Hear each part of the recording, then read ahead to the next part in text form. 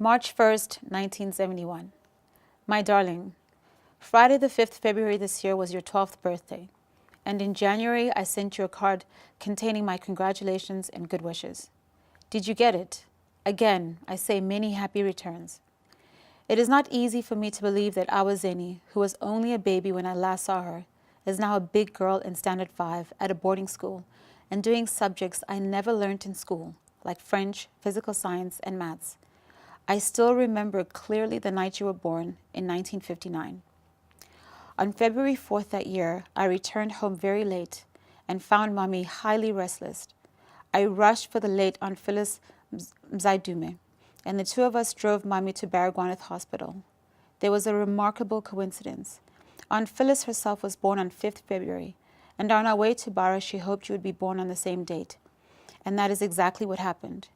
When she heard of the news of your arrival, she was as happy as if she had created you herself. Your birth was a great relief to us. Only 3 months before this, Mommy had spent 15 days in jail under circumstances that were dangerous for a person in her condition.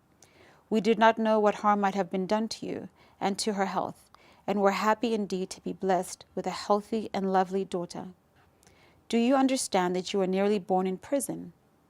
Not many people have had your experience of having been in jail before they were born. You were only 25 months old when I left home. Though I met you frequently thereafter until January 1962 when I left the country for a short period, we never lived together again. You will probably not remember an incident that moved me very much at the time and about which I never like to think. Towards the end of 1961, you were brought to the house of a friend, and I was already waiting when you came. I was wearing no jacket or hat. I took you into my arms, and for about 10 minutes we hugged and kissed and talked. Then suddenly you seemed to have remembered something. You pushed me aside and started searching the room. In a corner you found the rest of my clothing. After collecting it, you gave it to me and asked me to go home. You held my hand for quite some time, pulling desperately and begging me to return.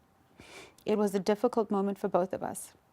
You felt I had deserted you and Mommy, and your request was a reasonable one.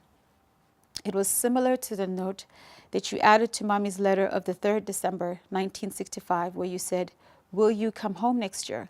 My mother will fetch you with her car." Your age in 1961 made it difficult for me to explain my conduct to you, and the word expression that I saw in your face haunted me for many months thereafter. Luckily, however, you soon cooled down, and we parted peacefully. But for days I was lost in thought, wondering how I could show you that I had not failed you and the family. When I returned to South Africa in July 1962, I saw you and Zinzi twice, and this was the last time we met. In 1964, you were brought to the Supreme Court in Pretoria, and I was quite disappointed when you were not allowed to see me. I have been longing to see you ever since. You will be able to pay me a visit in 1975 when you will have turned 16, but I am growing impatient, and the coming 5 years seem longer than eternity. What a lovely letter you wrote me last month. Merci beaucoup. I have started 1971 with a real bang. Yours was the first and only letter I got from the family this year, and I read it over and over again. I shall keep it as a souvenir. It pleased me very much to know your subjects for this year, and hope you will work hard right from the beginning of the year and pass. French is an important language. On the African continent, more people speak French than English.